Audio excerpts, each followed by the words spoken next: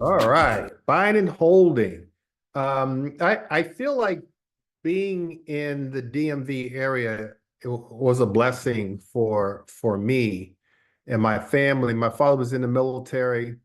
We traveled all around. We got stationed. My father got stationed at he was in Okinawa, Japan, where I went my first 3 years of high school, and then got stationed here at he got stationed at the Pentagon for my senior year of high school. Didn't want to come to this area. Want to go back to Ohio, where I'm originally from. But he got stationed here, and it was the best thing that could have ever happened. This is just this area, in my opinion, is the best area to buy and hold real estate because you've got a little bit of everything to build wealth. For buying and holding, you've got, I think of Washington, D.C., where it's the capital city of the United States, where the market will never, ever be bad. Even during the recession of 2007, um, in the last couple years after the pandemic, values still go up. Where the rest of the nation, property values we've seen ebbs and flows, never ever in DC. So property values will always appreciate because we've got the federal government here. And so most either work directly in the federal government or indirectly. We service on the real estate side. We sell houses to employees of the federal government. So those of you who've been in this area see that, it's just a great area. We go all the way north to Baltimore. Baltimore is the #1 residential rental area in the United States. And so it's that because you can buy low and rent high. So the rents are good, especially if you're renting Section 8.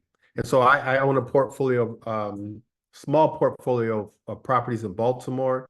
I do own in DC as well. DC has great hospitals, and I'll go over all this towards the end, but just great hospitals. Between Washington Hospital Center, VA hospitals, Baltimore has John Hopkins.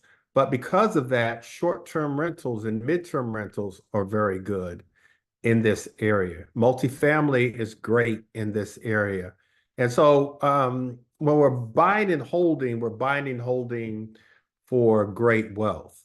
And I've been able to accumulate a lot of equity in my properties over the years, buying and holding different types of properties, but definitely buying and holding. And I want to say this, and hopefully I repeat it. Your ultimate goal is to buy and hold at least one property, but as many properties as you can, and preferably in this area because of the appreciation. But that's your goal. And for a lot of you guys, you're just one property away. Some of you guys are one property away of starting to build wealth. Some of you guys are one property away of an early retirement. But you're just one property away. Just remember that. If you guys have questions, you can go to the chat box. I will see that.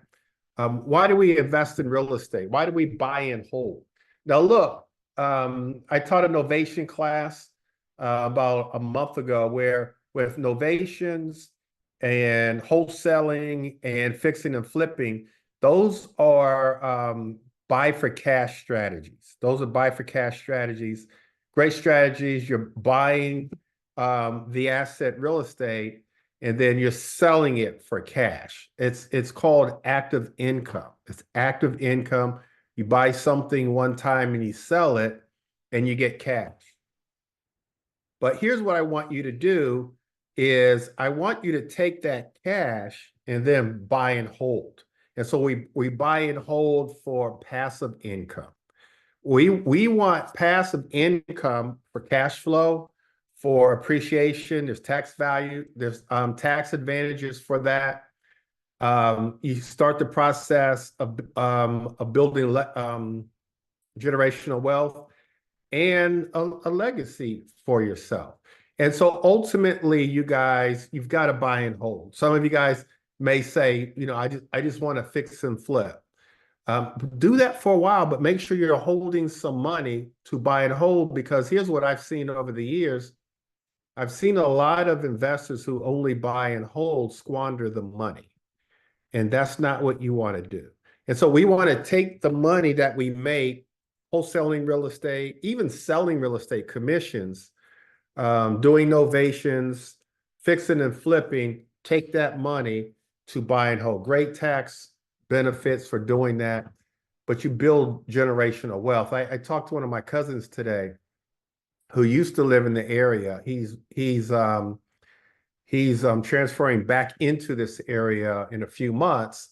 And he said to me, he said, I've got to thank you for helping us, him and his wife, buy this property. This has been a while ago, about 20 years ago. They want to buy a condo, and I talked them into buying a new build, 4-bedroom, 2.5 bath, 2-car garage in Upper Marlboro, Maryland. He said, dude, I want to thank you because, once we moved, or once his wife got relocated, they moved out and they've rented the property ever since. The tenant has paid for the house. The house is paid for. So the tenant is literally paid for the house. They're moving back to the area now. So they're going to move back into the house with no mortgage payment. And their house now is probably worth a little over $500,000, maybe I would say about $600,000. He's got over $600,000 in equity. That's real estate. And he's enjoyed the cash flow all along the way. So he's made money all along the way. That's why we invest in real estate. And that's why I want you guys to really focus on investing in real estate. Now, when we invest in real estate, you want to set clear goals. Like what are your goals? What are your goals? What are your financial goals? My financial goal, I'll be totally transparent, has always been $100,000 a month in passive income, where I can be retired, semi-retired, working 20 hours a week, and always look in my bank account and having $20,000 a month coming in for the rest of my life. And I can pass the assets that's gaining me that $100,000, to, I just have one daughter, to my daughter. Then hopefully she takes care of those assets, and add to those assets, they'll go to my grandchildren, and so on and so forth. The beauty of that also is that $100,000, we go up on rents. So we can go up on rents like 5% a year. And so that will increase, the values of the properties will increase. So that's my goal. So you've got to figure out what your goal is. You've got to set a realistic goal. Here's the reality. Do I need $100,000? I don't. I want it because I feel like I have the ability to get there, just in real estate. And so I'm not there yet. But you've got to set a realistic goal. And your goal might be, I just need $20,000 a month in passive income, or $10,000 a month in passive income. You've got to start thinking, okay, if I buy a property right, and if I pay it down, and the tenant's going to pay it down and then eventually pay it off. And let's say, I'm going to say the average rent is about $3,000 a month. You guys may think it's more, but let's just use 3,000. And so if the rents are 3,000 and your goal is 10,000 a month, you just need like 3 properties. I'm saying just need. Well, let's just say 4 properties. You need 4 properties that you bought right, paid down, paid off. And now you've got $10,000, $12,000. Let's just say $12,000 a month in passive income. Now, obviously, you've got expenses that come along with that. If you're in an HOA, you've got to pay for HOA taxes, insurance, maintenance costs, things like that. But for most of us, $10,000 a month in passive income, alongside of whatever else you have in terms of retirement funds, pension, TSP, Social Security, whatever else you have alongside of that, um, you can have a really great retirement, all with setting your goals um, for your passive income goals for your buy and hold. Now, now you can scale that by doing like multifamily. I'm going to be looking at a multifamily property either tomorrow or Saturday in Baltimore. It's 4 unit by Druid Hill Park, and they want, I think, 400,000 for a 4 unit. So now, with that 4 unit, if I buy it right, pay it down, pay it off, they're probably around $8,000 with just one property. $8,000 with just one property. And so whatever your goals are, you can have the residential, multifamily, whatever that is, but you have to figure it out. And you've got to say to yourself, okay, along with everything else that I have for my retirement, how much more money do I need? Is it 10,000 a month, $20,000 a month, $30,000 a month? And then say, okay, if I'm buying properties, how much money is those properties going to give me until they're paid off, or once they're paid off? And then you know exactly how many properties you need.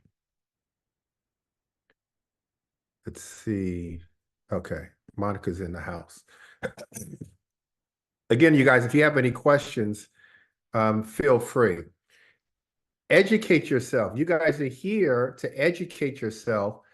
But now we've got YouTube videos, we've got seminars that you guys can attend, reading books, going to RIA meetings, meetups. We have a meetup, and just kind of understanding what it takes to buy and hold a property. I'll talk about finance in a minute, but everything that that entails you having a portfolio of real estate, you've got to learn about it. In and out of my busy day today, I was listening to a lady who built I don't know, she didn't really say, but I think she must have I think she has like a $250 million fund that she buys multifamily properties. And I was educating myself because that's the logical next step for me, is building a fund. And so in and out of everything that I was doing today, instead of listening to music, I was listening to her, because she was she taught a master class on how to build a fund. And so you guys have to educate yourself on all that it is to buy and hold real estate. Starts tonight. And then there's other videos on YouTube. You guys can join our community. We have a free community where we give out lots of great information, but you have to have the mindset of, I'm going to learn as much as I can, and then I'm going to jump. Real quick story. A year out of college, I had purchased a lot of material, a lot of information online from this gentleman by the name of Carlton Sheets. And I'm 23 years old, a year out of college. I'm listening to his cassette tapes that he emailed to me. Talked about buying and holding real estate, talked about creative financing. And so I read an ad in the classified section of the Washington Post. A condo, one-bedroom condo in DuPont Circle in DC, was for sale. And so I called them up and said, I'm interested in buying. And I set up an appointment, went down there. I said, I'm going to jump. I'm going to take action. Long story short, I offered them a creative financing strategy, seller finance. I said, if you hold the financing, now I just read about this, just listened to it on tape from Carlton Sheets. Said, if you hold the financing for 5 years, give me a balloon loan, I'll make those payments. And in 5 years, I'll pay that payment off, and I'll own the property. You be the bank. And they went for it. We were in a market back then where it was hard to sell properties. And so I rented it out for those years. And then when it was time to pay them off, I did. And so I jumped at an early age. I jumped. You guys have to read and keep reading, ask a lot of questions, and then take action. And that's really all you have to do. if you guys have properties that you want me to vet for you, I'm more than happy to do so. So educate yourself. And then I want you guys to set goals. We talked about goals, and I want you guys to have a big goal for yourself. But I want your goals to be so big that you need a team of people to help you achieve those goals. And so who's the team to buy and hold? Who's your team that can help you? I believe you need a coach or a mentor. It just makes things a lot easier for you. It minimizes your mistakes and helps you get to your goals a lot faster. Obviously, if you're not a real estate agent, I know some of you guys on here are, but align yourself with a real estate agent. You need a realtor that can help you pull comps, and kind of show you the way, paperwork, all those kinds of things. Now, there's a ton of technology out now, apps, AI that you have full access to what a real estate agent has, by the way. But it's always good to be able, at the very least, to pick a real estate agent's brain. To gain access to a lot of the properties, you do have to go through a realtor. So you might want to get a realtor on your team, some type of lender. Now, when we're buying and holding, we are using a traditional lender when we eventually buy and hold, but sometimes we might use a hard money lender just for the acquisition and rehab, and then refinance out to permanent financing. And so you want private lenders on your team, you want hard money lenders on your team, property managers on your team, real estate attorneys on your team, a real estate friendly title company on your team, especially if you're doing creative financing. We do a lot of creative financing. And then, like I said earlier, mentors, like in a better market, when interest rates start to go down, and hopefully they'll start to go down this month, Burr will come back. Burr, BRRRR. So we're buying the property right, and then we're renovating the property, and then we're renting the property out. Now, I like renting properties out to voucher holders, and then we're going to refinance and get all of our money back, and then we're going to repeat the process. You've got to learn that. So you need someone on your team that can teach you Burr. Right now, as we sit, Burr is not a good strategy now because it's going to be harder to get that appraisal once you refinance and rent the property out, unless you really, really buy the property right. But get that appraisal so that you can get all your money back with using a DSCR loan. And then you want to highlight the role of each team member and make sure that they know what your goals are. If your goals are to buy multifamily, if your goals are to own 3 or 4 or 5 different residential properties. When I started out at 23 years old, my goal was to buy one property a year, one buy and hold property a year, and I did that. Eventually I stopped, but I did that. And so your team members need to know what your goals are. All right, financing. So I've talked about it briefly, but you've got to learn and understand financing. You need to work on your credit. One thing that I see that hold a lot of investors back, not novice investors, one thing that I see is the financing holding them back. You don't want to let the financing hold you back. Now, if you don't have a credit score of 680 right now, there are some creative financing strategies that I teach that you can still buy properties. You can buy properties subject to the existing mortgage. Owner financing you can use, lease options. One of the first properties, so I was investing in DC. About my first 5 or 6 properties that I purchased were all in DC. And then after years of doing that, my college degree is in computer science, so I was a computer programmer. I decided to get my real estate license, started selling real estate. And one of the first houses that I showed a client the house, unbelievable house in Bowie, Maryland, praying that they didn't want the house. and they didn't want it. I sold them a house in Fort Washington, Maryland, and this house was in the middle of the cul-de-sac in Bowie, back to a lake, had ducks, two-car garage, typical Prince George's County colonial. But for me at the time in my early 30s, it was a dream home. I didn't know how I was going to finance that property. And I couldn't afford to finance that property. So I did a lease option on that property. I leased it for 2 years. And then after 2 years, I put a mortgage on the property and bought the property. And so you don't necessarily have to have perfect credit to get started buying and holding. Definitely not to start investing in real estate. But I highly, highly, highly advise that while you're on the path of securing better financing, work on your credit. Work on your credit. We've talked about hard money lenders, private lenders. A hard money lender is a lender that it's a short-term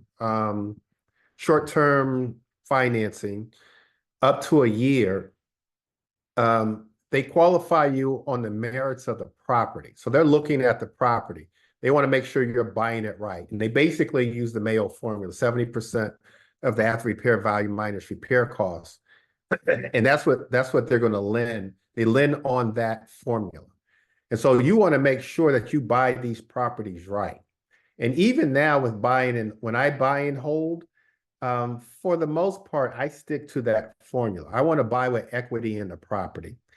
Every now and then, if it's in an area like DC where I know it's going to appreciate, I'll go a little higher and maybe buy for 80, maybe even 85% if I really know that it's going to get some great appreciation. But for the most part, I stick on my buy and holds. I stick with the formula, 70% of the after repair value minus repair costs, is how I buy my properties. And then you want to, after the hard money, you want to get permanent financing, or you can just go straight to permanent financing. Now, when you go to permanent financing, a conventional lender, they qualify you on the merits of your credit score, your debt to income ratio, all those things is what they're looking for, as opposed to a hard money lender or a private lender. They're just looking at the property, so that if you don't make the payments or you don't sell the house, they can foreclose on you or foreclose on a property and have enough equity in there for them to fix it up and sell. And so work on your credit, you guys. I can't stress that enough. Please work on your credit, but also learn about the different strategies that we have for buying and holding properties. I've done subject twos. I bought a property in Silver Spring many years ago, townhouse. I kept the mortgage on the property, took over the mortgage, and I rented that out, Section 8, for like 3 or 4 or 5 years. And then I sold that property. But there's many different creative financing strategies and traditional financing that you can use to buy and hold. We just have to learn about that. All right, identifying the properties. And so I think that you want to identify a property that has a certain amount of cash flow. And I'll tell you my criteria: certain amount of equity. I don't like buying properties that need a lot of work. If it's just a cosmetic renovations, I'm all in. Cosmetic being paint, flooring, kitchen and baths, maybe roof, maybe windows. I'm not adding any square footage. I try to minimize my permits and my inspections. I just want cosmetic. And my recommendation is, if you're buying and holding, just buy properties that need very, very little work. Very little work. You want to buy properties in great locations that have transportation, shopping, great schools. You want to buy properties where people want to live. I would say almost anywhere in DC are great areas. You're getting great appreciation. Prince George's County, Maryland, kind of the same thing. Not as great appreciation there, but properties are appreciating. Cash flow is great. Baltimore is a city of cash flow. You're going to get very little appreciation, but if you're getting great cash flow and you don't really care about the appreciation, you just want cash flow for your life, for your retirement, for your children, your children's children. Baltimore's great. And oh, by the way, Baltimore's starting to appreciate. I have a property now that I bought for, this one I bought for $70,000 about 3 or 4 years ago, put in about maybe 15,000. It's where I ran the comps, it's worth $200,000 now. So Baltimore is starting to appreciate. But you want to identify the properties that in the areas that you're very, very familiar with, and don't take anybody's word for it. If it's not an area that drive the areas, do your own due diligence in those areas. Make sure in the houses you do all the inspections. You get your license. In most areas now, you have to have a rental license. But do all those types of things that you need for a property. And then on the marketing side, finding these opportunities, all the traditional ways. But what comes to mind though for your buy and hold properties, what comes to mind in terms of finding them are auctions. I see a lot of our coaching students buying properties at the auction for their buy and hold properties in the areas that they want. In Baltimore, I prefer 21224 Patterson Park. I like that area because it's they're what I consider B neighborhoods, walkable neighborhoods. It has shops there. They're not A neighborhoods, so A is closer to downtown, Fells Point, areas like that. But I like Patterson Park because it's not as expensive as the A neighborhoods, but very, very affordable. Buyers want to buy there, tenants want to rent there, transportation is great, shops, things like that. So I would say Patterson Park is my favorite area. In Baltimore, DC, I tend to I tend to go towards east of the river. So Deanwood, I love. Congress Heights, I love. I went to Ballou High School in Congress Heights. I'm very familiar with that part of Southeast. Anacostia is really appreciating. Honestly, anywhere in DC, but I do have my favorites. So if you guys were to pitch to me, like someone did today, hey, I've got a property in I don't know if that was Randall Heights or Deanwood. Like, I don't even have to run the comps. I already know what the numbers are. And so you guys have to pick an area or two or three where you already know what the price. If I was to say, I've got a great deal in Clinton, Maryland, and you focus on Clinton, Maryland, and I say the great deal is you buy for 400, you would look at me like I'm crazy because 400 is close to what the after repair value is. There's no equity there. And so you've got to pick an area or two, really focus on that and buy and hold in those areas. All right. So we've bought and held the property. You want to execute your investment strategy. You want to make an offer and close on the deal, negotiate the terms, and manage and maintain a property for long-term success. We're only buying properties that we're in for a long time, at least 5 years, but as long as you can. One thing that I want to say to you guys, some mistakes that I've made is selling my real estate. Like, hold on. When you buy real estate, you guys, if you don't take anything else from tonight, hold on to that real estate. I was probably, let's see, around 27, 28 years old. I had 5 properties, all in DC. Now, if I would have held on to those properties, just those 5, if I had held on to those properties, I would not be on this master class, giving this master class right now.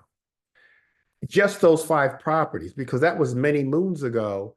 And those properties now combined are worth a couple $1,000,000 that I held. I did great with them. But then I got the bright idea, let me sell a couple of them and buy multifamily. And then just kind of over the years, I sold to invest in other properties, which I did.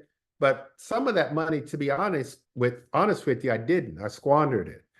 And so you don't want to do that. You want to buy and hold properties forever, ever. You want property, if you want money out of those properties, you refinance and pull some cash out. The great thing about that is you still have the asset, and then the cash, that's not a taxable event. So you're pulling cash out tax-free. I heard a story today where husband and wife were talking. Husband says, I want to sell the property. Wife says, no, we've got a ton of equity. Let's just pull out $250,000 tax-free, and we can buy another house with that money and still have the house that we have. Our mortgage payment will remain the same because the interest rates are much lower. This was a few years ago when they had that conversation. He did not take her advice. They sold the property, and now, of course, in hindsight, wish he would have taken her advice. Hold on to the properties. Find a way where you can hold on to the properties and let it just cook for you. Cook. Just let it cook. And you're going to look up. I have a property. I always talk about my property in Deanwood. I have one in Deanwood right now that I actually went to visit it Saturday. This past Saturday, we have an inspection, Section 8 inspection in about 2 or 3 weeks. So I went to look at what we might need to do to pass that inspection. I've had the same tenant the whole time. Must be at least 4 or 5 years that I've had the property. Bought the property for about $250,000. It's a 3-bedroom, 3-level row house in Deanwood, semi-detached.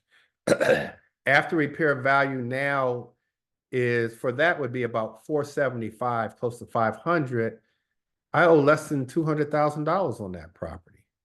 Like, I've got a ton of equity in that property, and I would never, ever sell that property.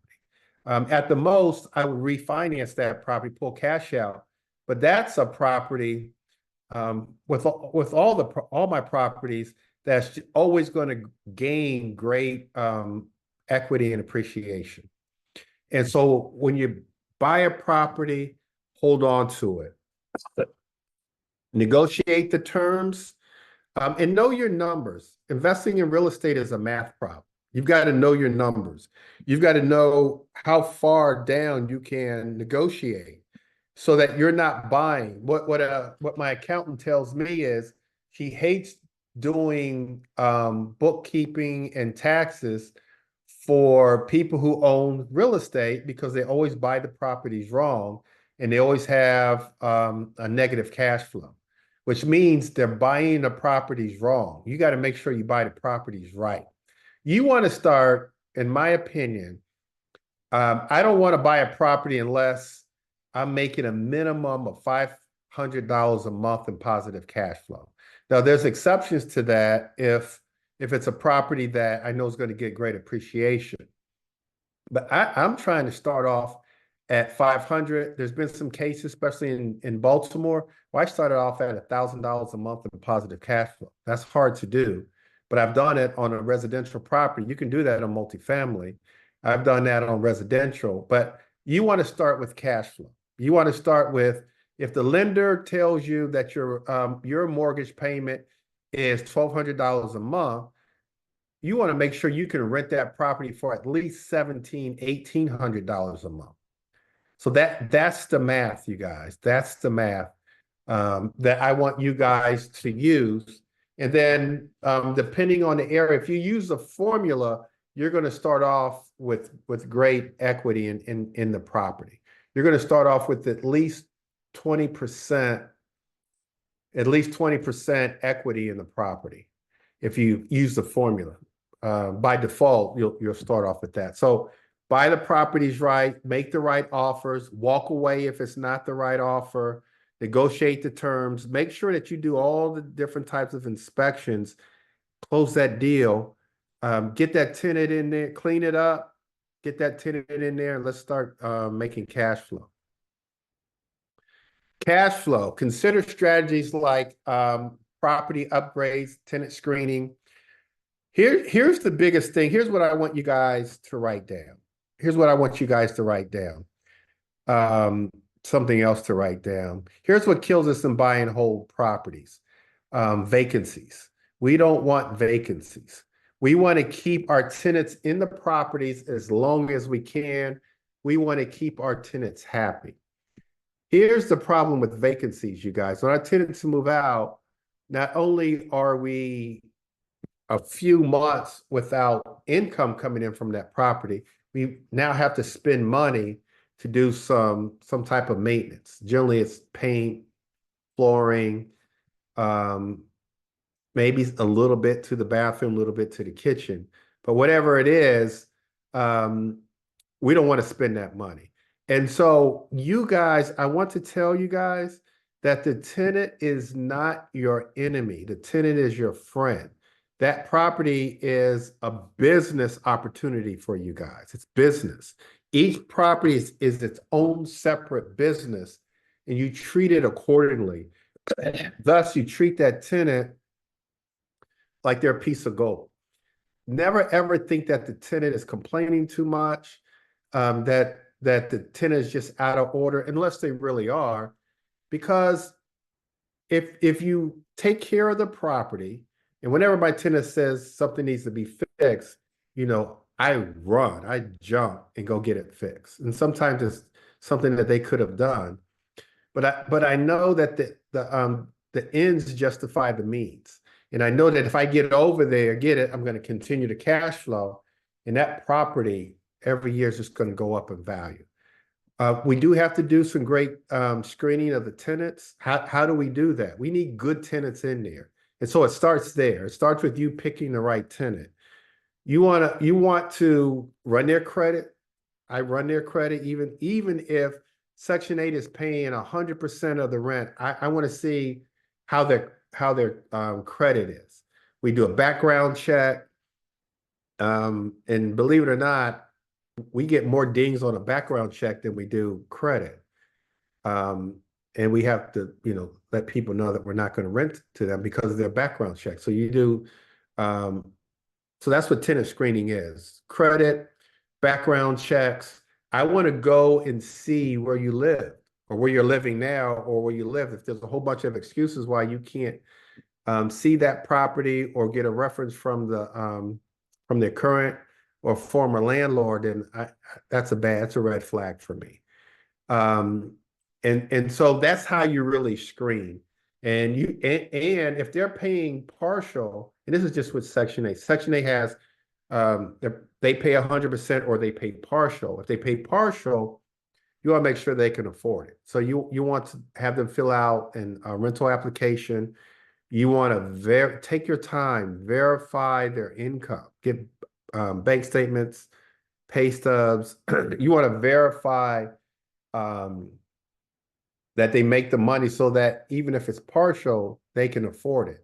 Now, if you go with a market rate tenant, you've got to do all the above.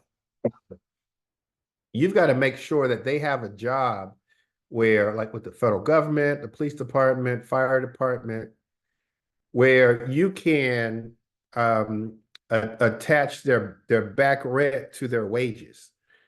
You can get a judgment on them and have their employer pay you. If they're like an entrepreneur or the 1099, it's hard to do that. And so if you're using a market rate tenant, and some people just don't want like voucher holders.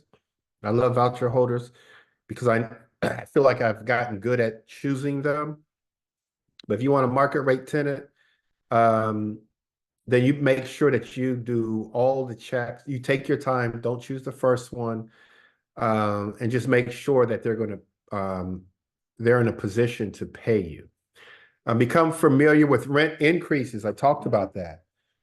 Rent increases. So I've always increased my rents by 5%. There's a proposal now, I believe it's on the Biden side, to cap rents at 5%, which is fine with me because that's all I've been raising my rents anyway. Um, in some jurisdictions, like DC and other cities, they've got rent control where you can only go up so much anyway, unless the tenant moves out. Or if the tenant's not paying, now you can take them to landlord-tenant court and get them out. And now when you're renting a new property, I mean, to a new tenant, you can raise the rent.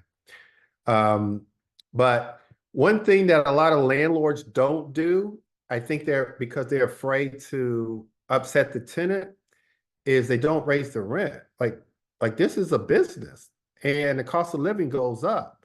You got to raise the rent, even at the risk of the tenant moving out, raise the rent. And then if the tenant moves out, now you get in another tenant at the higher rent. That's more money for you.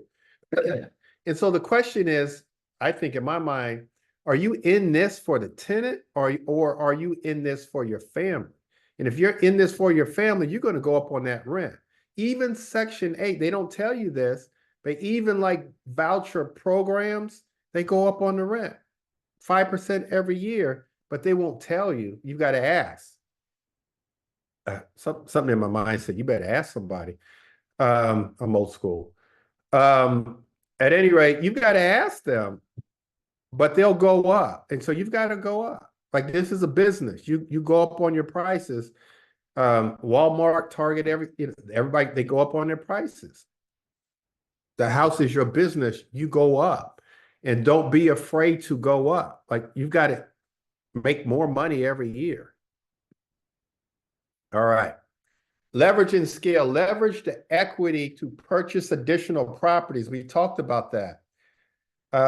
One of the great things about owning real estate, you guys, is over a period of time, you're going to get equity. You're going to gain equity in the property.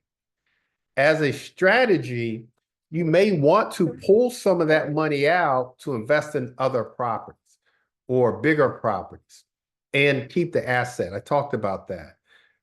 Think about that. Think about if you've got some equity, and the beauty of it is, like I said before, it's not a taxable event pulling that money out because it's your money. You've gained the equity, it's your money.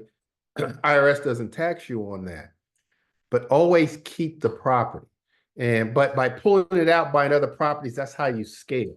That's how you go from 1 to 2, or from 2 to 3 or 4. And if your goal is to have 10 residential properties, or maybe 2 or 3 residential properties and 2 or 3 multifamily, you get it from your own equity. You get it from yourself. You can refinance and use cash flow to reinvest and then diversify your real estate portfolio. In my lifetime, I've owned commercial, I've owned residential, I've owned multifamily. I've got a 2-unit in Dundalk now, and I've had others in the past. But you do want to diversify, and then you just want to play the game. Real estate investing truly is like playing Monopoly. You want to play the game and not be afraid. Again, get the education you need so you don't make mistakes. But some of you guys are sitting on a lot of equity. I would say, so what? You're sitting on equity, 100,000, 200,000, 300,000. You're sitting on the equity, which is good, but especially if you want to scale and make even more money, pull some money out. Especially if interest rates go down, pull some money out and use that money as a down payment to buy even more properties. And then now you've got other properties that are giving you cash flow every month, and they're gaining equity and appreciation.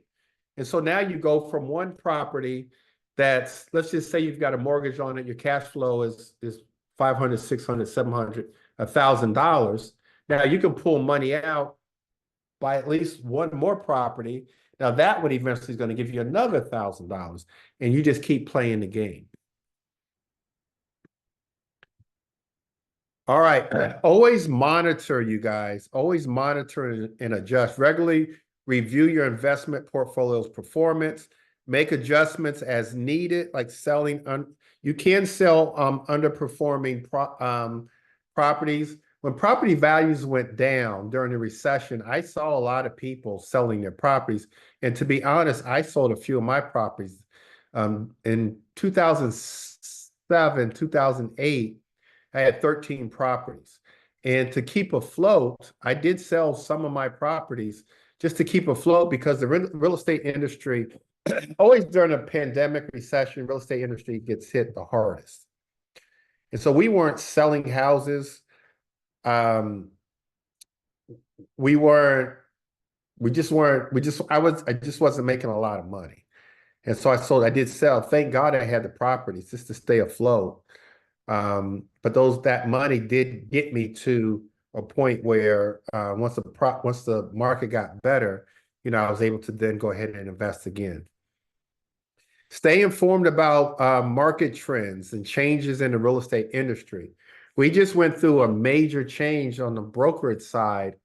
There was a big National Association of Realty settlement that said that the seller pays the listing agent, buyer pays the buyer's agent. I think what's important for investors, especially if you're buying and holding, is you don't necessarily, if you're selling your property, you don't necessarily have to pay the buyer's agent anymore. If you're selling those assets, if you're buying the assets, just know that your realtor may ask you to pay their commission. So just be conscious of that. When you're buying these assets and you're using a realtor, they may ask you to pay all or part of your commission. You can ask, as a buyer, you can ask the seller to pay your agent's commission, but you got to stay up. You got to keep up with all the market trends and the changes of the industry. All right, types of buy and holds. And again, you guys, I'll repeat myself. These are some of the types, not all. I don't have commercial here, but all of these, residential, multifamily, short-term rentals, mid-term rentals, assisted living facilities, student housing, just great for this area. We have it all. We've got wonderful universities all over. DC, Prince George's County has University of Maryland and others. DC has a ton of universities, Baltimore as well. Needs student housing. Student housing kind of goes underneath midterm rentals, but I have a colleague of mine that's in my mastermind that's all he does is student housing. He'll buy like a single family home in close proximity to a university and turn that house into I'm going to date myself, but we used to call these houses rooming homes, but now they're called co-living or student housing. And so he'll put students, he'll build out bedrooms, turn a living room into a bedroom, put bedrooms in there, bathrooms as well, and he'll rent them out to students, put the parents' name on the lease, and he'll rent them out to students. And he does it. He buys properties within a mile or two of a university, and he turns them into student houses and he rents them out as a strategy. And I think it's a great strategy. And all the universities, every single university, they struggle with student housing.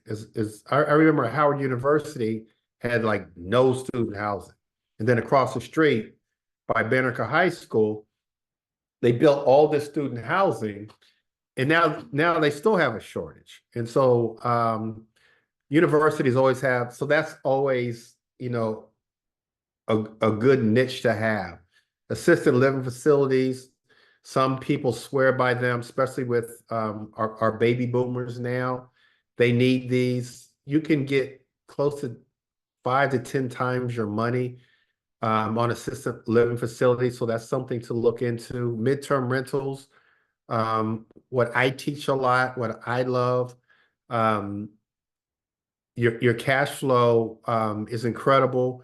You're renting out to professionals, nurses, doctors that are renting, I believe, for 90 days to 6 month time frames. There's certain sites that you can go to put your properties on.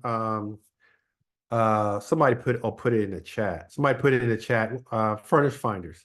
You can put your property on Furnish Finders for midterm rentals. That's the number one place. Airbnb.com and Facebook Marketplace for your midterm rentals. Short-term rentals, of course, Airbnb, VRBO for your short-term rentals. I highly advise if you want to do either short-term or midterm, you're going to make more money and probably have less competition with the midterm rentals. Multifamily, residential, we've talked about that. What I want you guys to do is, whatever your strategy is, your buy and hold strategy, there's people on YouTube, there's people to follow. I follow somebody on each niche right here. I follow somebody. There's people that only do midterm rentals, people that only do short-term rentals, of course, multifamily. I primarily focus on residential because I've just been in that space for 30 years, both as a real estate agent, broker. I currently own my own brokerage now. So I get a lot of those opportunities. So I focus on residential. You've got to figure out what you can focus on and master it and get that cash flow. All right. Plan your exit. What's your exit strategy, you guys? What's your exit strategy?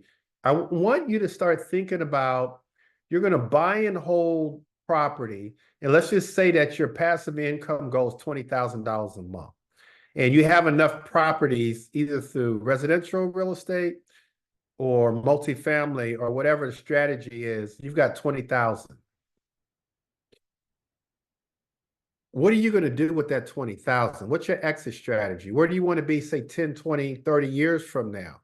Are you going to hold on to those properties, get a property manager to manage those properties and pass that cash flow onto you?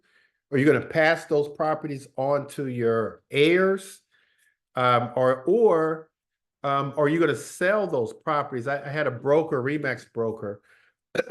I was Remax agent, late 90s, early 2000s. Bob Blumenkrantz. He had 60 some, almost 70 properties in Palmer Park, right by Landover, Maryland. Palmer Park he was the Palmer Park king. He'd walk up the street, everybody knew him. And he focused on that one area, Palmer Park, because at the time you could buy those properties for like 20, 30,000. Now they're like 200, I think some almost 300,000. So he accumulated all of them, bought them right, paid them down, paid them off, had incredible cash flow, hired a full-time property management he started his own property management company just to manage his properties. And so they did for many years. And then he sold his Remaxes. He went to Florida, and slowly but surely, he started selling off all of his properties, one at a time. He didn't bundle them. A lot of people will bundle their properties, and you never get what they're worth selling them as a bundle. He took his time and had a crew, and one by one, and I'm not saying that this is the best way. Sometimes you just want to get rid of them all. So if you have a big portfolio, you just sell the whole portfolio and be done with it. He had like over 60 properties. He fixed each one of them up and sold them, for full market value, no discount. That was his exit strategy. And so you've got to think about, what's your exit strategy? Do you want to take care of these properties and then leave them to your loved ones? to me, that's the path of building generational wealth, doing that. And that's why I buy to leave it to my heirs. Um, but you might want to sell them off and then take that money for early retirement, or just take that money, put it in an annuity and just live off the interest of the annuity, because you don't want the three T's: the toilets, the tenants, and the termites. You want to deal with that. So you sell them all off and put in an annuity that's giving you whatever, 6, 7, 8%, 10% when the money comes into the annuity, and just live off of that. But whatever it is, figure out what do you want your exit strategy to be. And there's no wrong answer, but figure that out. And sometimes you might, consult like a tax attorney, a tax strategist, to see what the best strategy is for you. All right, let's set clear goals for ourselves, you guys. Educate ourselves, build that team. And like I said, if your goal is big enough, it should be so big you can't do it all on your own. Get a team. Secure the financing, many different types of ways to finance your properties. Identify the right properties for you, primarily the ones that you can afford. And one other thing about that is, you guys, don't overdo it. There was times in my career where I just overdid. I was just buying too many properties and getting in trouble for that, just running out of cash. Because when you do that, you just start running out of cash. So take your time, buy one at a time. My goal when I was much, much younger was one a year. Get that, buy it right, fix it up, get that tenant in there, form that relationship with that tenant, and then start saving my money and looking towards the next year. Let's maximize our cash flow. That's why we buy real estate, for the cash flow. And that's why, in my opinion, real estate is the best investment, because you're getting that cash flow every month, that you're putting that cash flow in your bank account. Another tip, you guys, you're making $500 a month, you're making $1,000 a month on your cash flow. That is not money for you to spend. That is not money for you to go out and buy a car, or whatever, disposable income. That money, that cash flow, is to be put into an account. And you keep enough money in that account, so that if something was to happen, a tenant move out, you have a vacancy or maintenance, now you have the money to do the repairs. And then every quarter, you guys, you take a look at your bank account and say, okay, I'm going to leave 5,000 in there, or I'm going to leave 2,000 in there, and then I'll take the rest. That's how you build a portfolio of real estate. That's how you manage your buy and hold properties. Where I see people getting in trouble, and we buy a lot of houses from investors who just can't keep their properties up. They run out of money because they spent the cash flow. Don't spend your cash flow, you guys. You got to put that away, because you never know what's going to happen to the property. Put that money away and then pay yourself quarterly. But now you've got the money for something unexpected. Roof. I just had to pay for a new roof on one of my properties. You just never know. Termites. I had to pay a pest company to go and get the termites out. And I've got a year contract with them. And so you just never know. Put that money away. We want to leverage and scale. One property for some is all you need. But let's try to scale to 2. Because let's say we have one, and over a period of time, we're going to have $100,000, $200,000, $300,000 in equity. You might think, okay, I'm just going to sell that property, pay the capital gain taxes, and put that money towards a house in Florida, or put that in an annuity.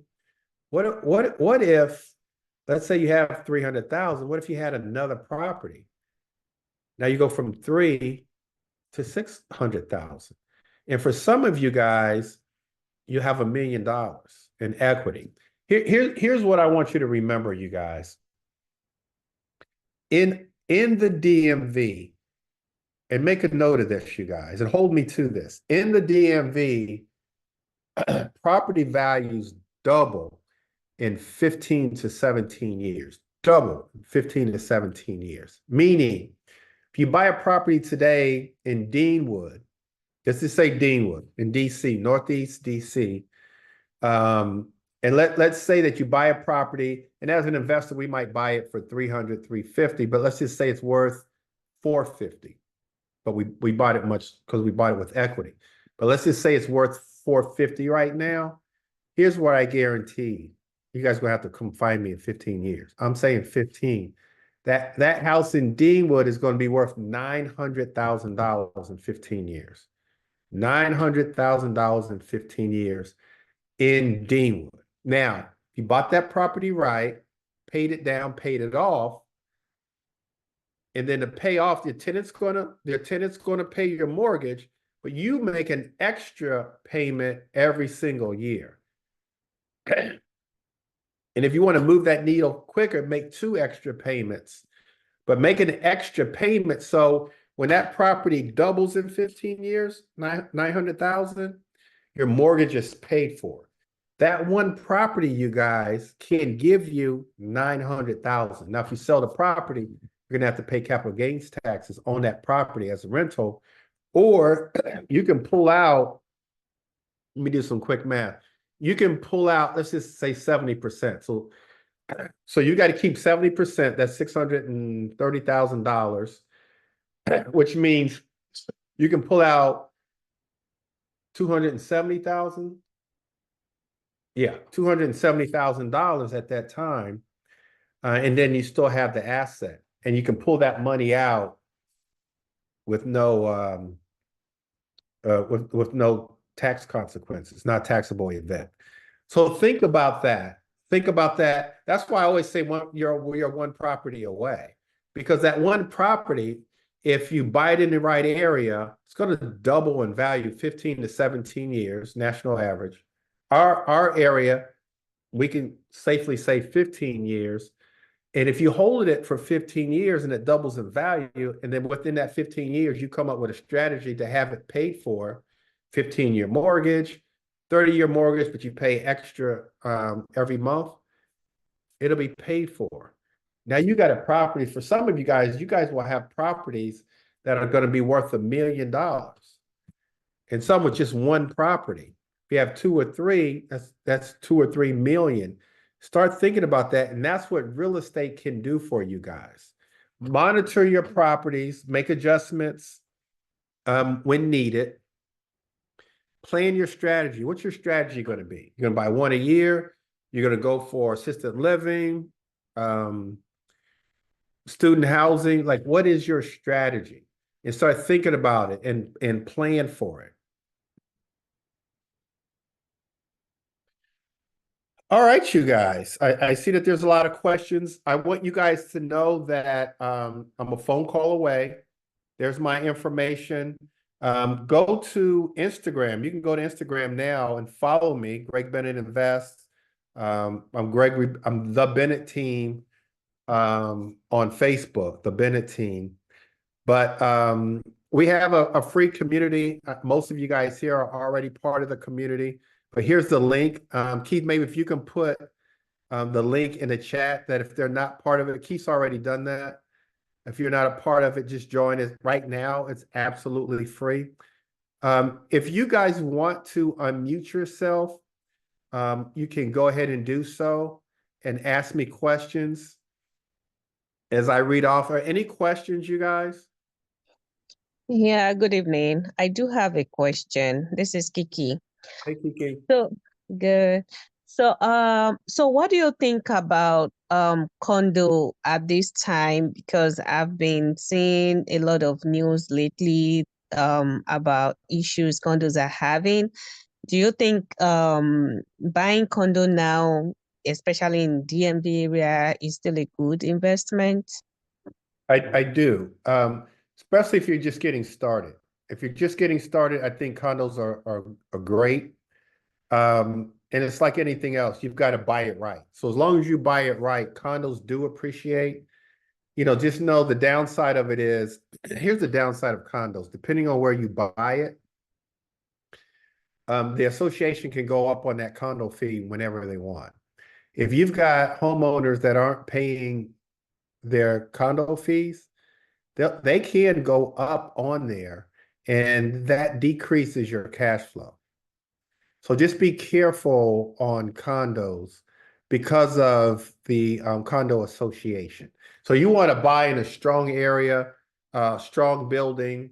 You want to get the condo documents from the condo association just to see what the condo fee is and if everybody's paying. But other than that, I know a lot of investors that started off because that's all they could afford is condos. And then they've gone on from their condos to residential. My buddy Leon, who now focuses on short-term rentals, he's built two massive homes in Myrtle Beach for short-term rentals. He started off with condos. Another buddy, Steve Queen, started off with condos. So just make sure you're buying them in the right area. And both of them bought them right, paid them down, and paid them off. Their condos are paid for. But that's a good question, Kiki. All right, anybody else? I do see some. You have another question, Kiki? No, I was saying thank you. Okay, you're welcome. All right, Rosalind has a question. What about other people's money and or business credit?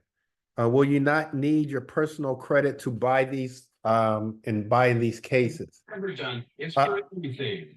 When I What's think that? of, I What's that? think kettle corn and roasted peanuts. They have those that? parts I find all the time. Everybody mute your phones. Is that Monica?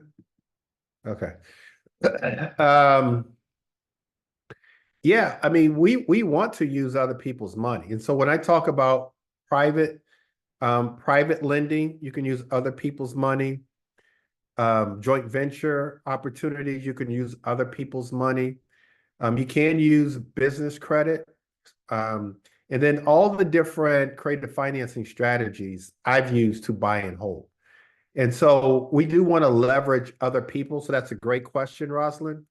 But primarily when I talk about private lending, that's what Michael might have. So let's say that a hard money lender will lend you, they'll finance the whole thing.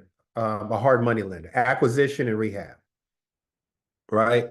But now you still need money for closing costs. You still need money to get the contractor started with the rehab. Michael may have $50,000 that he will lend you at 10%. And you'll say, okay, Mike, I'll take your $50,000. You'll use that for closing costs, get your contractor started. Now you've bought an asset that you didn't put up any of your own money. And if you keep that asset, let's just say for a year, a lot of the hard money lenders, like Lima One, Pimlico, and others, you can hold their money for a year. And let's just say a year from now, you can refinance. When you refinance, you can pay off the hard money lender, pay Michael off. Now you have an asset. You didn't use any of your own money. And actually that scenario that I just mentioned is how I buy properties and flip properties. So I flip properties using that. I don't use any of my own money. Do you have property management companies you work with? I do, but I would say just interview. I've always had bad luck with property management companies. And I hate to refer them because I hate for you to have a bad experience, but I do have some. Monica, how about if you don't have money and the credit, how do you partner with someone if you have the fantastic deal and you don't want the opportunity to get away? And so, Monica, so if you have a great opportunity, you can either wholesale that deal, or if you really want to buy and hold, then you do bring it. I'm looking at Michael because he's got his camera on. Michael Corleone. But you do want to so we partner, we do joint ventures, you guys. And so when we joint venture, you got to bring something to the table. And so let's say you bring that deal to somebody, let's just say Kiki, who has a hard time finding deals. She might want to go ahead and partner with you. She puts up the money, she gets the financing, and or let's say, oh, you don't have the money. She I'm put, sorry. I got disconnected. The devil's trying to work tonight. So I didn't hear what you were trying to explain to me about my question. I'm sorry. and so you just have to I think you just have to network with other people. If you're bringing a deal to the table, um, and somebody has the financing, then you can partner with them. You can do a joint venture with them. And then, but I would say that in most cases, when you're doing a joint venture on a buy and hold, either initially or at a later date, you're going to have to put up some money. That's what I would definitely recommend. You're going to have to put up some money. Generally, if you don't have money and you have a deal, I mean, that tells me it's a wholesale deal.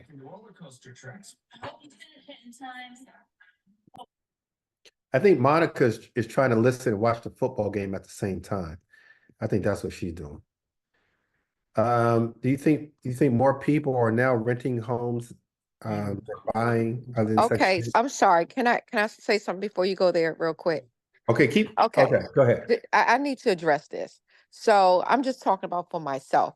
Like in the past years, I've always got these fantastic deals, and I've also shared with the investor, hey, you can go this route. I do more homework with calling down and zoning and all these different places just to find out how great a deal this is. So you give these deals to these investors and they make millions. I'm not talking about hundreds of thousands. I'm not talking about a few dollars. I'm talking about taking properties, they buy them for $300,000, $400,000, and then they find out that, hey, they can convert these to 18 condo units and things like that. I don't feel good sending those deals to investors, and I just make my little measly little commission, and I got to watch them make 7, 9, $10 million off of something that Let me just I worked on, that I found, that I door knocked.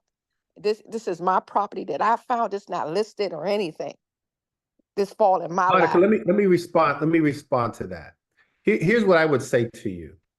You eventually have to put yourself in a position that you can buy those properties. Until then, you take a wholesale fee. You follow them throughout the whole process. You shadow them to learn, and then you slowly but surely put yourself in a position where now you can buy those properties. And so when I got started, I'm in my early 20s, I made it a point to be really great at finding deals, really great at finding deals. That'll be me. And so my goal was just to buy and hold one a year. My problem was I was finding these deals and I didn't have the money Yeah. to buy them, only one a year. Mm-hmm. And so I started partnering with people because I didn't have the money. So I just started partnering with them.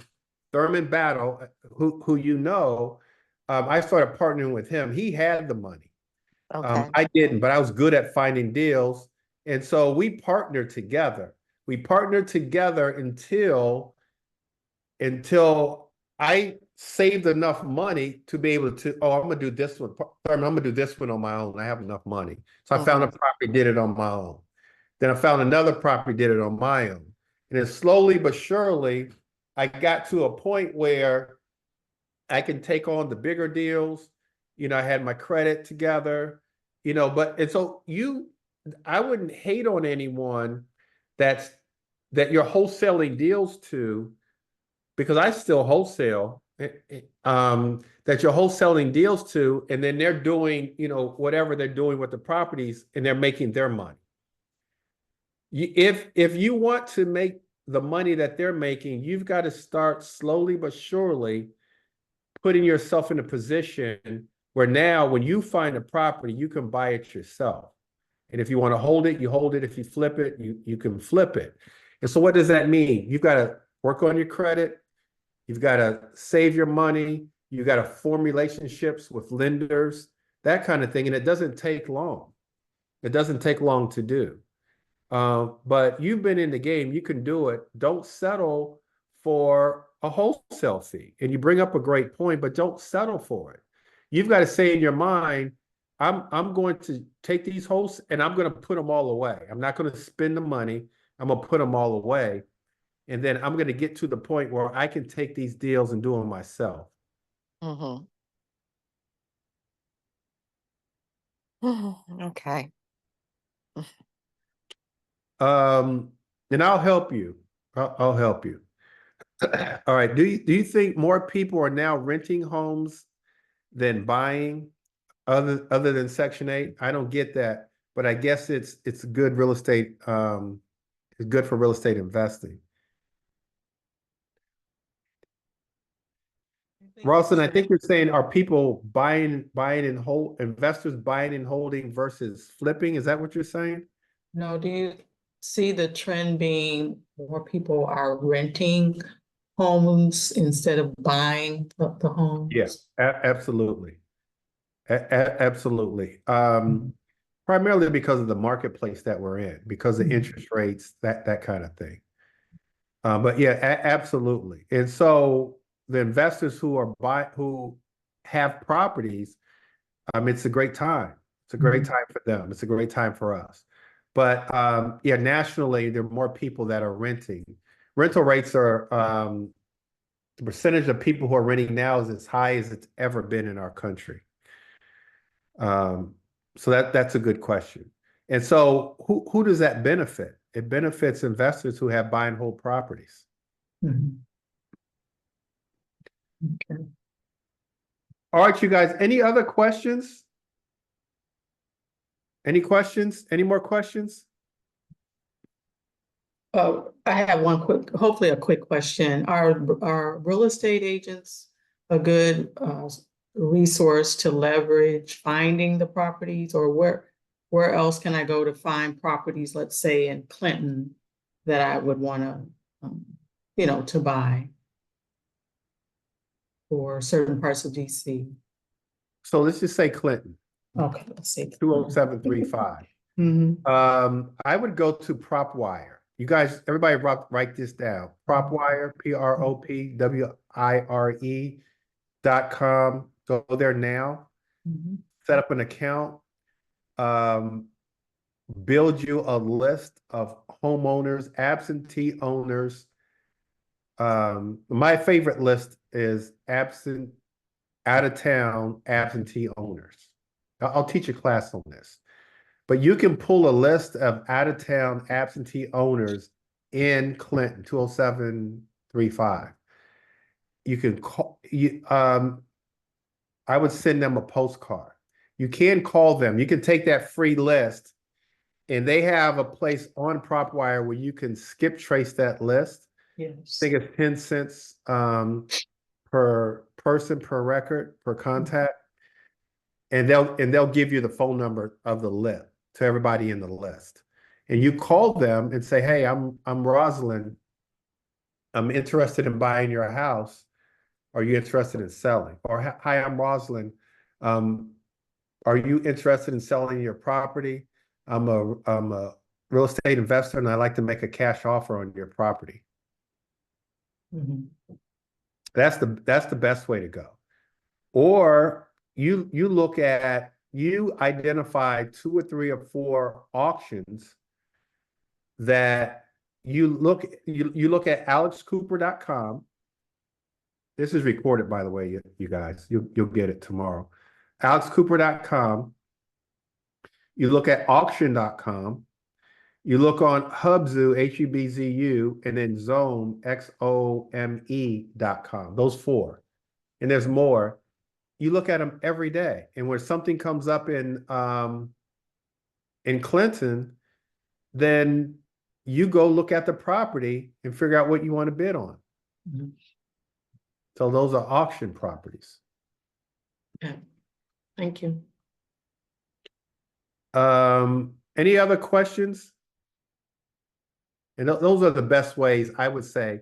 Identify an area. If you're familiar with Clinton, identify that area and then look on a daily basis. Make that your job to look on a daily basis. Even in Clinton, if you live in Clinton, Rosalind, I would, on Saturday mornings, I would drive neighborhoods. I would drive different neighborhoods in Clinton. Look for houses that look to be vacant or abandoned. Write the addresses down. There's many different ways to get the homeowner's name and phone number. You can use dealmachine.com to do that. PropStream can do that. Or you could just Google the address. You can go to, you should know the site. Real Property Search, Clinton, Maryland, a Real Property Search, Prince George's County, and put in the address. And on is it DLLR? It's not DLLR, it's SDAT. SDAT. You can go to sdat.org and put in the address, the homeowner will come up. Now, once the homeowner comes up, now you can, what I do is just Google the homeowner's name, put the homeowner's name and then put 301. And then there's many of the listings that'll come up will have their phone number in it. Mm. And then you call. You just simply call and say, ask if they're interested in selling.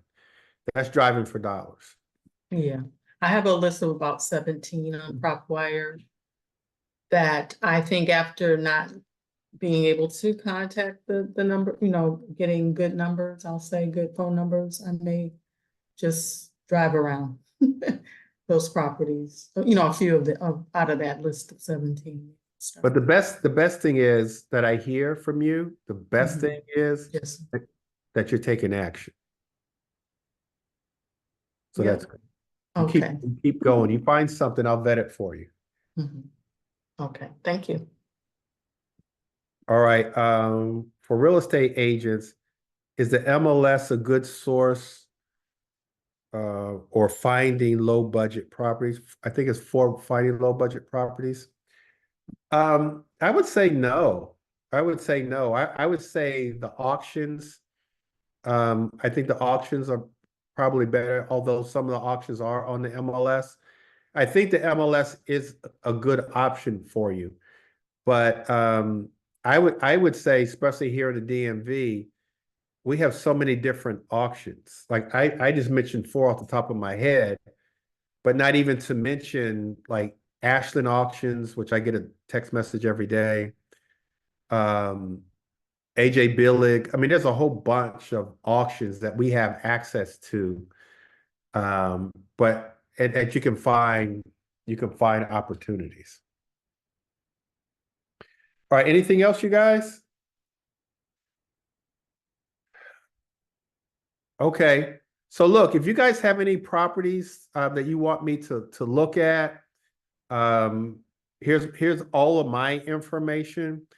Please join our school, our community. We hope that we're giving out great information for you so that you can buy that one property. And I'll end as I started. You guys are just one property away. And that property needs to be a buy and hold property for your retirement, to build generational wealth, to add additional income for you now. I mean, it's like having living benefits. And so you want to have that property that you can benefit now and benefit later. And so when I walk into one of my properties, I honestly walk out and I'm just so proud. I'm like, I feel a sense of joy within myself because I feel like I'm building wealth. And some of my properties I've had for a long time. But that's how I feel. And I want you guys to feel the same way. And it's been years and I've been doing this, but I still feel a sense of joy. And I'm really proud of myself when I'm walking in and out of my when I went to that rental property in DC, when I walked outside, I was like, wow, like my mother would be proud of me. All right, you guys, take care. God bless, and I'll talk to you guys soon.